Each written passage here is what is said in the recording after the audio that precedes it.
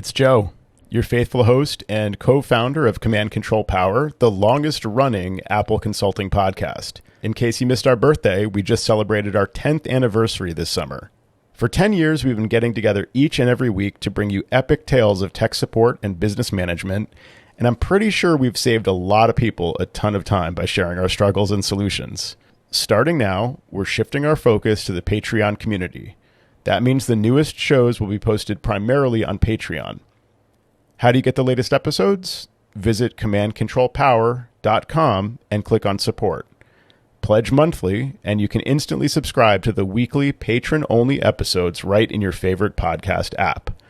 If you already support us on Patreon, log in there to get your special link and subscribe to the patron-only show so you don't miss anything. Here on the public show, we'll be featuring classic episodes hand-selected for you from our catalog of over 500 episodes, along with occasional new episodes too. And remember, we're regularly releasing new content on Patreon, where you can join our community of supporters starting at just $15 per month, giving you access to the freshest content. We feature dozens of exclusive shows on Patreon where we speak a little more freely about how we make business decisions, navigate client relationships, manage our employees, and sometimes deal with mistakes and difficulties too. Plus, as a patron, you receive access to our entire back catalog where you can revisit classic episodes and learn from colleagues we've interviewed who've shared their own best practices. Visit commandcontrolpower.com and click support to pledge monthly on Patreon. We'd really appreciate your support, and we're confident your business will benefit from the wisdom of the community we've gathered there. Thanks for listening, and we hope you enjoy this episode of Command Control Power. Command Control Power is brought to you commercial-free thanks to the support of our community. Our VIP supporters include Jason Detbarn of Adigy.com, Watchman Monitoring, and Adam Angst of Tidbits Content Network. Thanks very much for supporting the show. Welcome to Command Control Power, a brand new guest this week. We have Adam Burg, founder of CALSO Technologies at calso.tech. Adam, thanks for joining us on Command Control Power. Thanks for having me on. Yeah, it's great to talk to you're a new voice for us and a supporter of Command Control Power, a patron of ours. And I'll just take this opportunity to plug our Patreon for any listeners out there who are hearing this show. We also do a lot of Patreon shows, which are more behind the scenes shows. Quite a few of those lately on commandcontrolpower.com. If you click on support, you can see those patron-only shows. Adam is one of our patrons, and we have many there and a community of people to interact with as well. So Adam, you've been doing technology consulting, I think I understand, for a little while now, but your company's relatively new. Can you tell us about your sort of backstory getting into this business? Sure. So I've had the consultant title since 2006. I'm originally from the Midwest, born in Iowa, went to film school in Chicago, worked for Apple for a little bit, early 2000s. And then I got my first gig as a consultant with a company called Metamedia Creative Technologies, which no longer exists. And we specialized in XAN, believe it or not. So we did a lot of Xserve, a lot of post-production facilities and media creative people. And I did that for quite a while with the same company up until 2012. I ended up buying the Midwest clients from this guy who eventually closed the East Coast and West Coast companies down. So my wife and I actually ran that in Chicago from roughly 2012 to 2015. She's originally from here, so we decided to move back out this way to be closer to her family. And we took a job with a much larger MSP based in Santa Monica. I'm in Pasadena now, so we've moved around LA a little bit, but originally landed on the West Side, South Bay area. Spent a few years that unfortunately didn't work out, and then moved on to another MSP. Same thing, didn't work out. And both of them were a situation where, as one of the head techs in the organization, felt that on a lot of different levels, whether it be morals or just the way that technology was tested and decisions were made on what to be deployed and used with clients, just a lot of disagreements. And it was one of those things where I felt like I could do it as well myself. And having had run a business before, we decided to take the plunge and do it again. Late 2019, I luckily from Chicago to Santa Monica to the other organization that I worked for, I had a book of clients, many of who I still support, that kind of just followed along. And so I approached all of them and told them what we were thinking, and they were all up for it. We split off and formed CALSO in late 2019, October. So it's been exactly 4 years early this month. And then COVID hit. So scary, but it worked out. I think any other industry, it may not have worked out, but because of what we do, there was a lot of need for helping people transition to remote workforce, stuff like that. So it worked out. We've been doing this for about 4 years, and it's been a wild ride and a great learning experience. And we're finally getting to the place where we feel comfortable with our offerings. We're more confident in taking on new clients because of the confidence we have in those offerings, a lot less trying to figure out what we're going to do, what we're going to charge. So that's where we are today. CALSO is actually an acronym for the members of my family. I don't know if you guys saw that on the website, but I did. I love that. It's a great way to name. That's actually awesome. I thought it was like SoCal. You switched it up. It's funny that you say that, because a lot of vendors that we work with, I'll introduce myself, go through the whole like intro call. Hi, how are you doing? And then when they send us the docs, it's always capital C and then lowercase ALSO. And I always correct them and just explain like it's important that all of the initials be capitalized because they are the initials of my wife, Christina, me, my daughter, Luna, my daughter, Sophia, and my son, Oliver. Mm-hmm. So yeah, I was trying to figure out what to name the company, and you can either put it in a name generator, or we just, luckily the letters lined up and it made sense. Yeah, it's pronounceable, which is a nice acronym. No, that's great. Yeah, and I think what you touched on there toward the end about just becoming like more confident in your offerings. I've realized over the years that as the founder of my company and the director of technology, and really the person who's doing a lot of the end user support, not to overly glorify my position, I'm the one that's helping Nana check her email some of the time. I'm in the position of being a salesperson. I'm the best one to really position my services and sell my services. And of course, the more confident I am in those services, the easier that sale is, and the more readily I want to take on new business. So I can totally relate to that. My company has been in existence for 19 and a half years, and it's taken me quite a while to get to the point where I have a managed service offering that I am really confident in. So what has that kind of transition been like for you? When you started in 2019, were you already using Adigy and other services like Jamf and other MDMs, or how has this kind of evolved for you in the last few years? Yeah, so that's what made moving to be our own business easy, or like at least doable, was just the up to that point, like really getting to know a lot of the MDMs. I was certified with Jamf, unfortunately, and as you guys know, like they had their minimums at that time where if your clients weren't X number of devices, you couldn't even use the product. I took the opportunity. We partnered with Adigy, so I took all the certifications for Adigy. We partnered with Mosel. I took all the certifications with Mosel. And so we had the option of kind of best fit for whatever the client's needs were. I always, in the back of my mind, wanted to be using Jamf. And now that they have a true MSP offering and the device minimums aren't what they were, we have transitioned everybody to Jamf. That's our bread and butter for MDM now. We have a few straggling devices that we're moving, but that really made it easy to have that main tool in place. I think the biggest thing that I had and still sometimes have difficulty with is the charge, like what it's really worth in terms of either per device or per user. Tell me about it. Yeah, I hear you guys talk about it all the time. And I luckily have several folks that I would consider mentors in the industry that I either worked for in some capacity, or just luckily got to know over the years. And so it would always be having those conversations. If you're including all of these things, at what range? And I know it's regional, so out here, everything's way more expensive. So sometimes you see what other people are charging and you just can't believe it. But really trying to figure out, without giving your services away, like what is a good cost per device to still get clients to agree to sign on as new clients and not make them take off. Because I think in the early stages, we probably lost a few clients just because either I was pricing it too high or it didn't add up or make sense for what we were trying to do for them. So winning some and losing some has made up for that. And like now I think we're to the point where if we offer it and they say no, I'm good with that. And if we offer it and they say yes, then it's easy to just roll with at least the basic onboarding project we do to get new clients up and running. And then the per month charges we have for them as a retainer or MSP client. Adam, just for our listeners to get a better sense of the landscape of your customers, would you say it's 85% business, 15% residential? What's the skew there?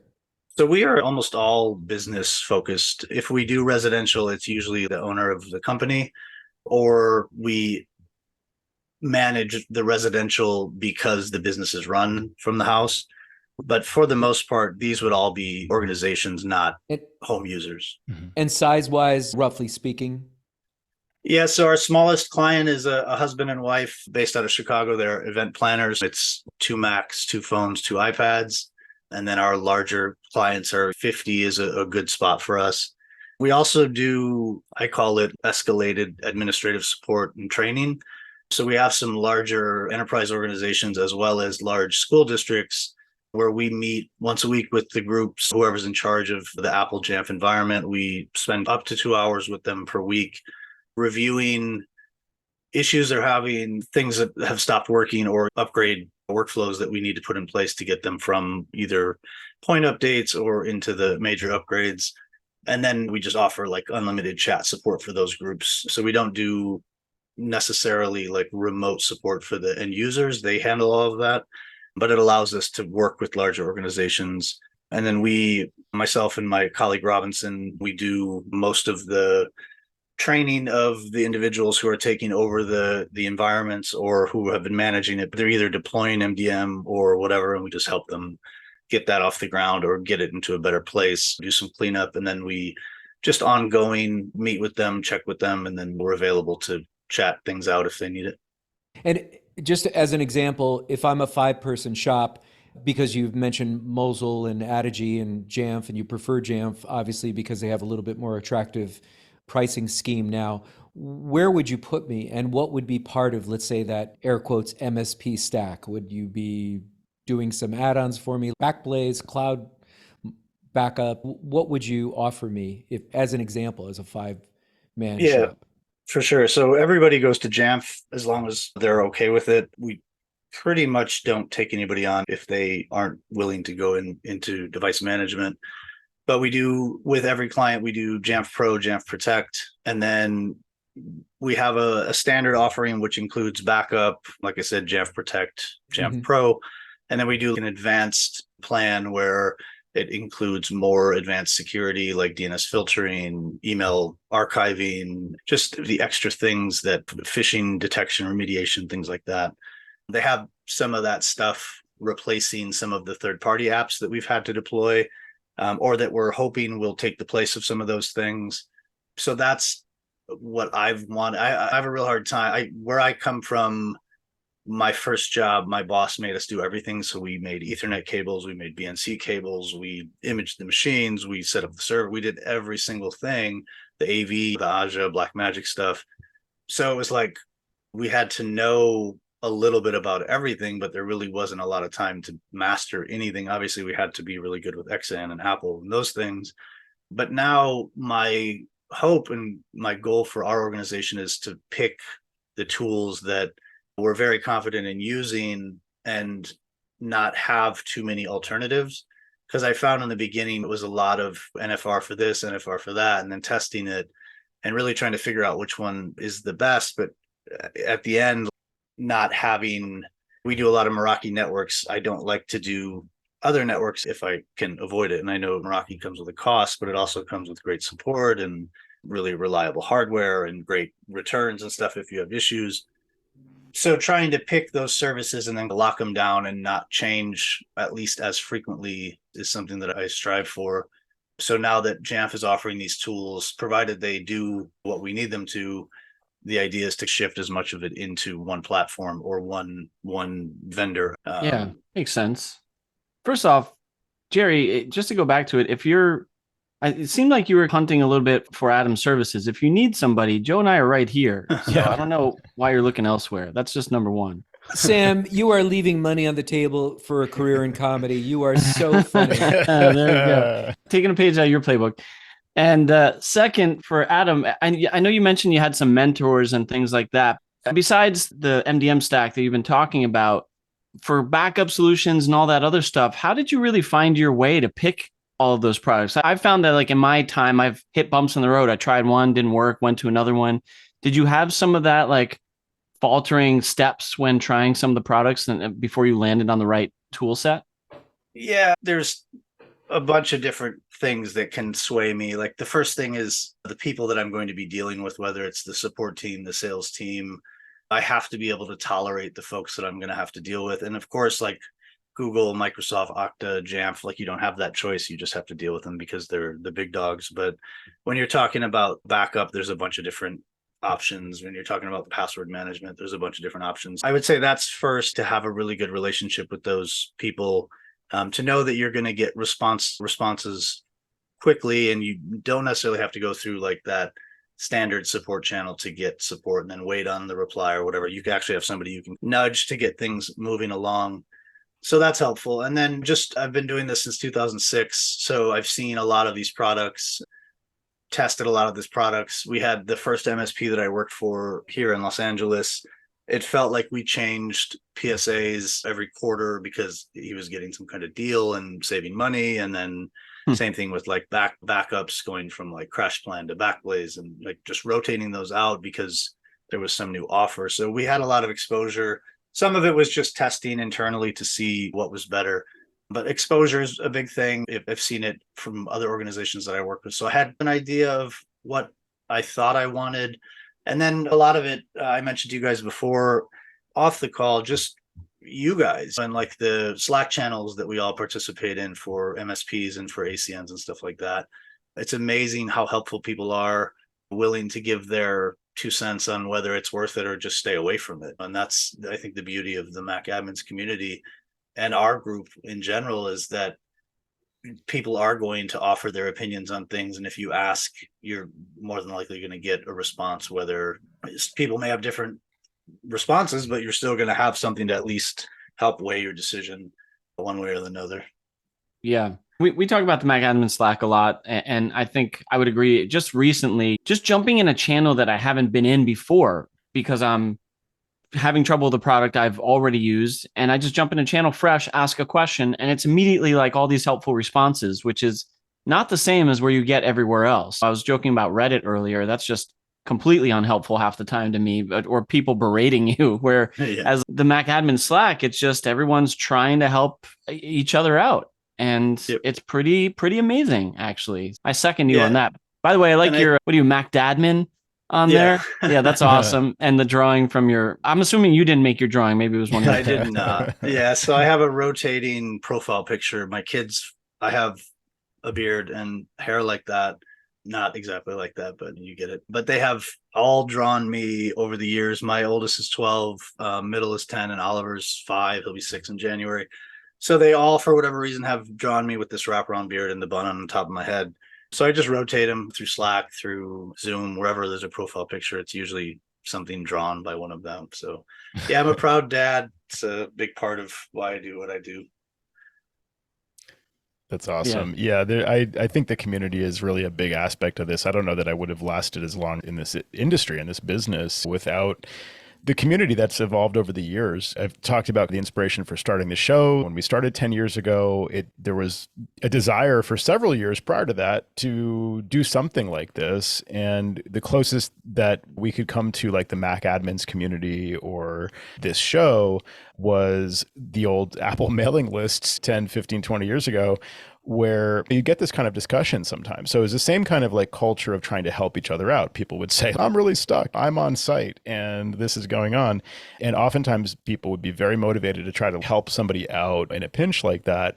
Oh, I've seen this, try this, that kind of thing. So it was like getting tech support from your colleagues who all were trying to help each other out. And then also the business discussions about, here's what I'm struggling with this client, or thinking about doing this in my business.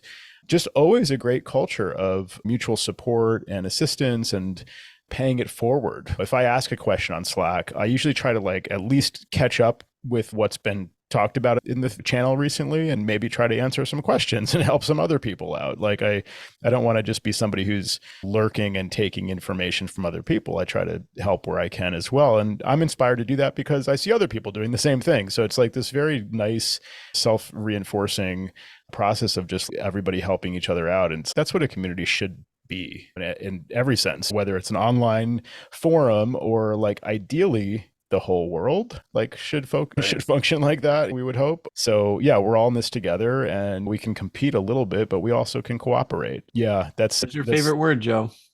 Yeah. Oh, co-opetition. Thank you. Trademarked Kim Mannett. Yeah. And I think because she was definitely the first one to put it on the radar 20 years ago. That's always been this like defining characteristics of this community. So yeah, definitely second everything you guys both said. Yeah, and I've been lucky enough for the past few years, even before COVID, I've been hosting the Los Angeles MacAdmins Meetup. We were doing it in person before COVID, and then obviously went completely remote and just started going back to in person. But in our LA channel, I've even seen, like you mentioned, being on site and needing help, like people on site and don't have a Meraki transceiver, and other folks in our channel offering to meet them or come get it or whatever. And I know it's not just the LA channel because, like you said, it's global. There's people in these channels from all over the world. But in our channel specifically, I've been very lucky. We have an amazing group of super smart admins that work at the studios and the rocket ship places and like all of the super smart places that are here in Los Angeles. So yeah, I love that we're able to do that. And it's a smaller community within a larger community. And like you said, I would not be here if that didn't exist. And I have definitely been lurking. So I'm trying to lurk less and contribute more. And I hope 2024, that's going to be a big goal for me, is to try to participate a little bit more in some of the channels. But, well, it's intimidating at first when you're worried if you're right or whatever it is. You don't want to give somebody bad info. But I think the judgment, that's another thing. There's no judgment really, because we are all learning and it changes so fast that anyone at any time could need the help. I've always had that fear myself as well, to be like, put out a solution. And then I'm like, wait, am I right about that? Like it could have happened a few months ago and I'm not 100% sure. And then you lead someone down a bad path, which could be not great. You're running a MacAdmins gathering in Los Angeles. So I think you're doing a part. I wouldn't say you're not contributing, but it's the same feeling where you want to hope you're right because you want to give solid advice to your fellow peers. Yeah, the in-person stuff is also really interesting too. I've done less of that over the years, but I really have enjoyed in the past the Apple Channel Camp or the ACN road shows or various certifications, courses, all the different opportunities to meet up. ACES conference, Lightspeed conferences back in the day. Those were really fun. And you guys met at a conference, right? Yeah, JNUC this year. So I know Craig from HCS. I know several of the guys. Actually, Adam Carnabogie was one of my trainers in Chicago for all of the classes that I took, whether it was a macOS class or a Final Cut class or whatever. And Eric Dreyer, quick funny story. So he wrote the directory services book, I'm sure multiple times, but it was a long time ago, let's just say that. And he wrote the book and we were using the book in the class, but he still had to certify. So he was actually in the class, taking the class with the book that he wrote. And It's great. And Adam was teaching it. My former boss, he was the XAN trainer. He wrote the manual for Final Cut Server. So I was always surrounded by just super smart people and it was great. But then, so I met Craig.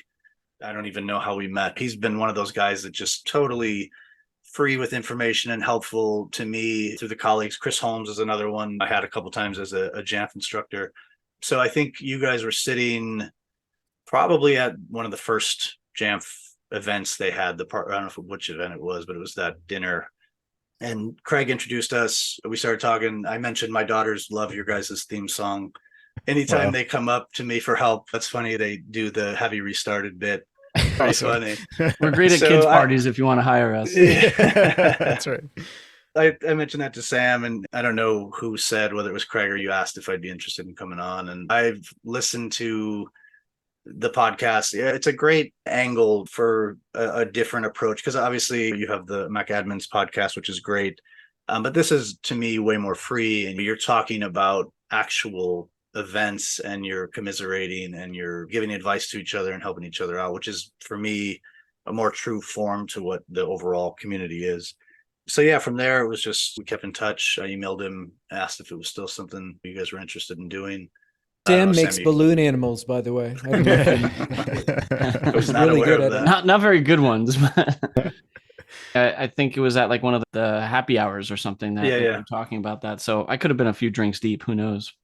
But yeah, it was a good time. It's always a good at those events, like Joe was even saying. I mean, I think I'm looking to hit up some more in-person events this year, just to get out of the house too. After all the time of being isolated, I'm happy to go to a conference and shake some hands and talk to some people.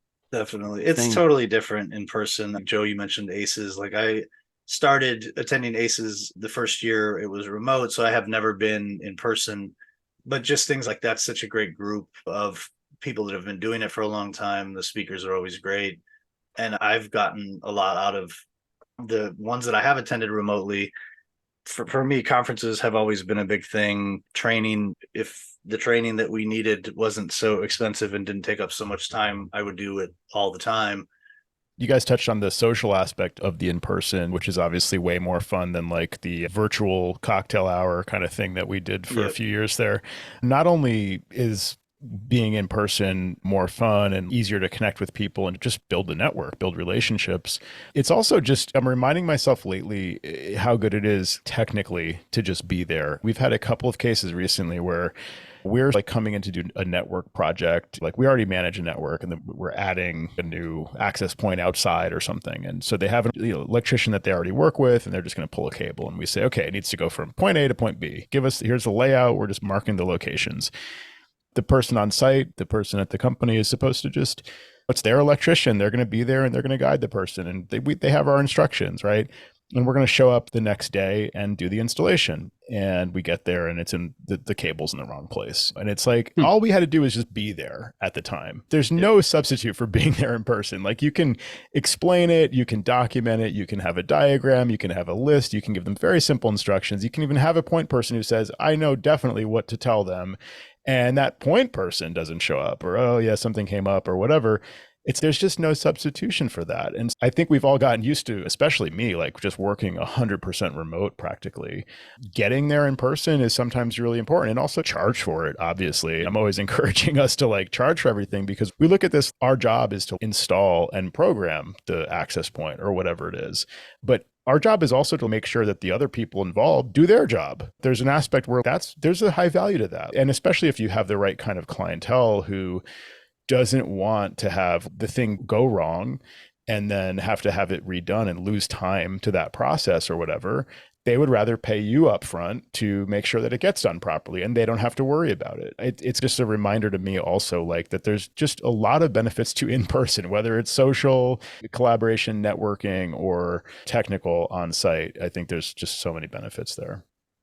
So in attending these different in-person conferences and things, do you want to talk about your company a little bit, Adam, and the structure? I think you mentioned you have somebody who works with you, or maybe are they a contractor or an employee? And have you ever brought them into the conference scene and introduced them around? We originally formed the company as an LLC. Now we have transitioned to an S Corp for a variety of reasons. Run the company and co-own the company with my wife. We actually met at a conference. We go to the National American Broadcast or NAB conference in Vegas every year. So we actually met there. She was a project manager for an engineering company here in Burbank. Yeah. And so I split the administrative stuff with her as she can do it. Like I said, we have 3 kids. That's a pretty big job in itself. And then, yeah, we have a guy that's doing quite a bit of work for us. He is actually internationally based. And I've known him for several years. We worked together at an organization prior to CALSO, where he and his family were brought into the States to work. And like I mentioned, as much as it didn't work out for me, it really didn't work out for him. So he went back and we kept in touch. And as we started to get busier, I reached out and just said, hey, what's your bandwidth here? And so we are hopefully going to bring him over again, hopefully on a better note this time. But he's been great. He's I call him my unicorn. He's a wizard. He knows pretty much something about everything and everything about a lot of things. And as much as I like to call him a contractor, I do consider him an employee, not in the terms of I'm his boss, but in terms of colleague. And I ask him for his opinion and input as much as I take my own, and sometimes even more. But it's nice to have that. And I know you all have varying structures of business, but where we are in Los Angeles, the opportunities are pretty great in terms of the more aggressive you are, the more clients you can potentially get. So I do want to grow the company. I don't think I want to get like too outrageously large. But yeah, right now it's the three of us. We're able to manage a pretty good sized book of clients. And again, a lot of it comes down to the tools we're using, because we can do a lot of automating. And I'm not a script person or an API person. Robinson's a little bit better with that stuff than I am. So we're not doing as much of that as I'd like to. But again, just having the right tools in place to help us automate as much of it as we can with onboarding, offboarding of people, but also clients in general, just trying to bring them on as quickly as possible. Have you ever gotten a job offered to you or a contract offered to you where you don't quite have the expertise, but you could call on perhaps a person or two that can help fill that void, and you'll take it with the understanding that's how you'll backfill it? Basically presenting your team as the expert, but knowing you'll have to find somebody else to fill in the blanks for you. As much as I don't want to admit it, of course, I think we all have to. The place I worked for before CALSO, I was the solo technical person, and then we had a few. Chief operating officer was his title, but it was a company of 5 people, and we always had to present ourselves as larger to get bigger clients, because again, you can't get a client of several hundred users if there's just one of you. They would never let that happen. I pull from the LA community quite a bit. We have a couple other folks that we've used, for whether we don't do a lot of Windows stuff, but if we have a client who is dual platform, then we have someone that we can use for Intune. Robinson's pretty good at that. He's also very savvy with Windows in general. So we don't have to go too far out if we don't need to, but I have several people that I've used from our LA Meetup, usually as a contractor. I have a really good friend of mine that I've worked with forever, actually since 2008 probably, and he's out here in LA working for a really large storage distributor integrator. And anytime we have storage projects here in Los Angeles, he always comes to help me. That's a unique thing about our business, is we do Apple device management, but we also have that creative large storage infrastructure background where we set up for post-production facilities and things like that. I don't like to say that I don't tell the whole truth when I'm on calls with new potential clients, but sometimes you have to say, primarily you're going to be dealing with Robinson and I, but we have these other folks that if we need them, we bring them in. And I don't feel great about it, but again, what are you going to do? Yeah, I don't think it's such a bad thing, though. That's where I was getting at with that, is because I've done that in the past, is the old term fake it till you make it kind of thing. But if you have trusted colleagues, then you can take the job. It just might not be you. You use the royal we like we always do, and it helps you attract those clients and get your name out there. Sam, definitely. I don't think I'm on your call tree for a trusted colleague at all. I know we've talked about your rates, Jerry. Joe uses me quite regularly. I don't know what's going on. Yeah, I was going to say, I sometimes contract with Jerry, and because Jerry refers to himself as the royal we, that means I really have a much bigger team than I actually do. I don't remember where the quote was, but it was something like, if you're offered an opportunity, but you're not sure you can do it, say yes and then figure it out. And I live that way. I think that's how I've been able to get to where I am, is I don't say no very often in terms of, are you able to do something? Because I am usually able to figure it out. Or like you said, Sam, find somebody that can help me figure it out, or that I can outsource it to. And especially in our line of work, I don't do wiring, I don't do electricity. So having those folks handy for when things like that come up, they're part of our team, even though they're part of a different company. We just use them as we need them for projects. But yeah, I think you're not going to get very far if you just say, yeah, I don't know how to do that all the time. It's in your wheelhouse if technology, because it all aligns in some way. You just have to dig into it and figure it out. So I try not to say no. Yeah, that's the same instinct I had when I started, and probably didn't realize soon enough that is at some point needs to be reevaluated. The idea of just basically the instinct of saying yes to everything and knowing that you can figure it out, and being willing to put in the extra work. And a lot of times clearly not billing for the time, if you do bill for time, for every minute you spend when you're just literally figuring it out. But it's a good opportunity to, in the real world, get some practice. And so if you're charging the client a reasonable rate for what the job ultimately becomes, and you're learning during that, and as long as you have that confidence in yourself that you're not going to just leave them high and dry. You're not going to say, we got halfway through, your data is now somewhere in the ether. It's a mystery to me, but good luck out there. So as long as you're going to back that up, it's a sort of like the toxic form of fake it till you make it is like a confidence game. It's just like total con man. And that's the extreme form. I think that where most of us are is you have to still have confidence in presenting yourself and presenting your offering and actually backing it up with the real world experience of knowing you're going to bring the people to the table that can help you accomplish the goal, or reach out to your colleagues in the consultants network or whatever else it may be to help you actually achieve the goal, and not overpromise, but also, be willing to like take a little bit of a leap of faith to learn and to grow. I think that's the kind of natural way of things. Yep. Yeah, and with trials and NFRs, you're not out a bunch of money having to spin up an instance or whatever to learn it. Usually there's something available either through one of our distributors or just going straight to a website to get a trial or request a trial. And anyone that knows me will say I'm not shy about asking for things in terms of getting into a better position. And I think a lot of people hesitate when the first thing I ask when I meet a new vendor, is there an NFR? Is there something we can test internally?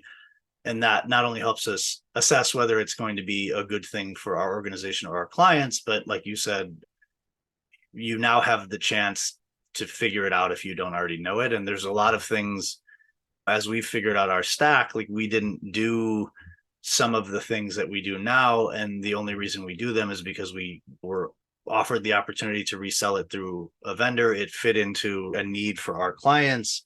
And then we figured it out and we learned it. And now the one thing that I don't do is we don't offer things to clients until we're very confident in how to deploy it and how it works and also how to remove it. And as long as you cannot tick those 3 boxes, it doesn't hurt to spend some time. And I know as owners of companies, it's tough to find that time, but I think, Joe, you mentioned like giving a task to somebody to learn it better. You guys were, I don't know if this was a recent, I think it was a recent, like the 1Password conversation, having someone to take this and figure it out. I don't have time, or you're probably going to do it faster than me. I do that a lot because I'm still doing technical support for clients. Having the ability to say that to somebody and just, hey, do you have time to look into this new ZTNA thing with Jamf or whatever? It's very helpful. And again, like I think the ability to not say no, and also the ability to ask for resources when you need them, is only going to push your success further. Yeah, absolutely. Yeah, it's a great point. And sometimes somebody else on your team, or whether they're contracting with you or employed by you, or just somebody you can call on occasionally, they may really like that kind of work. And if it's aligned with their just like intrinsic motivation, then they don't mind doing the work and they're happy to get paid for it. Whereas you might not be able to find the time to do it, or you might just find it annoying to do that kind of job or whatever it is. Yeah. So in a best case scenario, like everybody's happy, the client gets the best kind of help, your team or your contractors do the work and they don't mind doing it, and they're getting paid for it, and you're getting paid too for running the whole show. And so it's a good way to grow organically as well as you continue to like learn new skills and build out that network of people. That's a great way to just continue to thrive in this industry and make it sustainable for the long term. I was curious, as we wrap up here, you mentioned how your wife also works in the business, as well as you both, I assume, are parents to your 3 kids. That's another full-time job on top of everything else. I imagine that can be difficult to coordinate. And I wonder how you can even take a vacation as a family when you have your clients to worry about. Do you want to say anything more about how that works for you in practice and how your tech stack enables some of that? Yeah, again, my wife's amazing. That's like the first thing that makes it possible. And to add another layer of that, our kids are partially homeschooled, so they're actually in a hybrid program. And we were in this before COVID, so it really worked out once that all happened, because we were already accustomed to partially doing homeschooling. So she's with them a lot. And that's why I mentioned at the beginning of the show, when she's available to help. What really sucks is most of our vacations are work related. So if I have to go to a client out of state, like we go back to Chicago sometimes, my folks are in Iowa. So we'll all go, I'll do the visit, and then we'll make a trip out of it. We camp a lot, so we have a really great group of friends here in LA. So we go to Big Sur every year. There's a couple campsites in San Diego, and not just the tech stack that allows it for it to be easier. Now I have Robinson to count on when I'm out, but also I got a Starlink. So when we camp, I can put that up on our truck. We have an old Land Rover that we take with us when we camp. And so I can put that up. And previously we would camp in some places where you just wouldn't get service. And you'd have to go drive 15, 20 minutes to get somewhere to get service, or go to a restaurant or somewhere that had Wi-Fi. So that was always tough because it takes you out of being in the moment, and you're on a hike in the middle of this beautiful place, but you're still thinking about, is there a fire somewhere that I have to put out? Right. So now I can roll out the Starlink and plug it in. And for the most part, we get pretty good coverage, and then check in a couple times a day. And some of the other parents will use it. I even have people come up to me randomly from the campsite asking if they can connect. You charge them? No, we've talked about that. No, I don't. Just need a little QR code. You can just say scan this code to connect, and then they get like a payment, right to Venmo or something. Payment link, exactly. It's taking me to a payment link. That's smart. I'll have to work on that before September. Yeah. It's been tricky. We met, and obviously the kids are all pretty close in age. They're very active in things. I coach my middle and youngest in soccer, so we're in full soccer season right now. So that's a pretty big requirement in terms of time. They're in theater and music and art and all kinds of stuff. So a lot of driving kids around, dropping them off, picking them up. But I think communication, calendaring, making sure that things are current and up to date. And then again, I just give Robinson a big shout out because he's very open to being available if I do want to take a day or two. And even since I started in 2006, I've never really worked somewhere where I could just say, I'm out and be gone for 2 weeks. It was very rare. I've taken a few trips like that, but for the most part, I was always the first line and always very relied upon from our clients. So it's nice to be able to just say, I'm out of here. I won't be responding. So those auto replies are really great to set up. It feels nice when you hit that save button. Yeah. Nice. Yeah, I'm sure a lot of our listeners can relate to a lot of the above. My wish for you is that you can take more than a day or two off at a time and be totally not have to be feeling like, oh no, what's going on back at the company?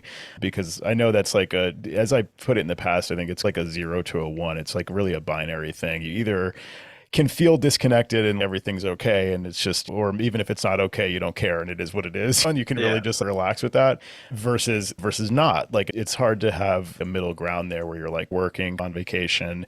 It's a big difference when you get to fully just disconnect, especially for more than a couple days.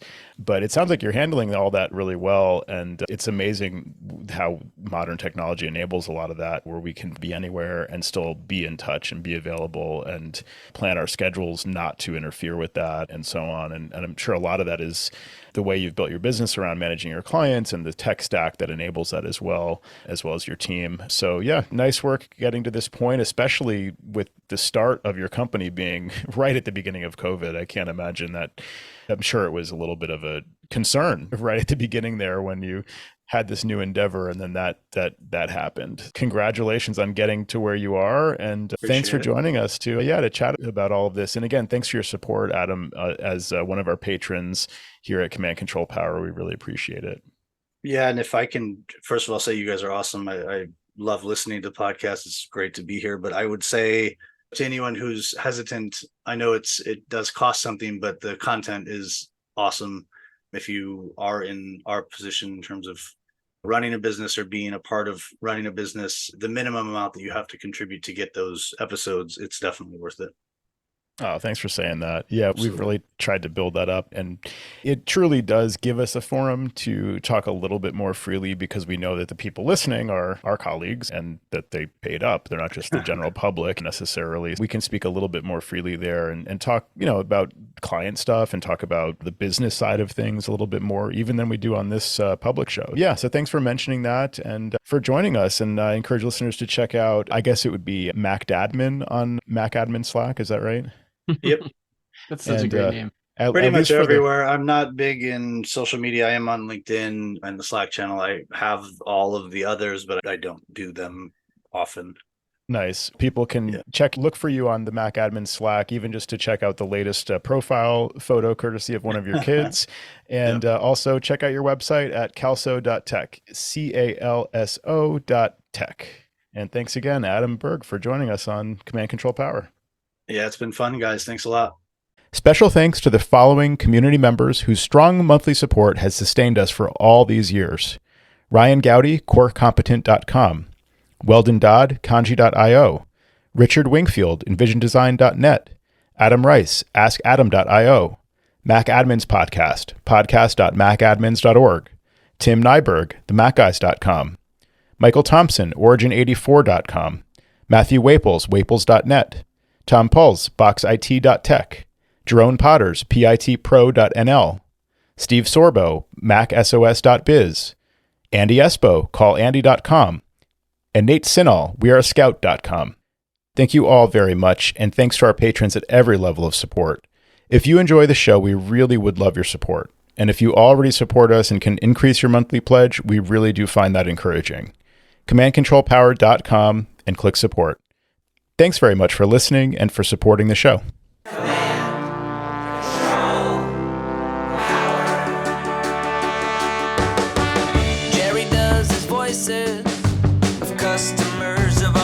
Am I on the cloud? Joe spins his deeply detailed yarns all the time. I have a whole story about this. Sam is on the road again, phoning in from a motel. At least we know where I am. Half a cent.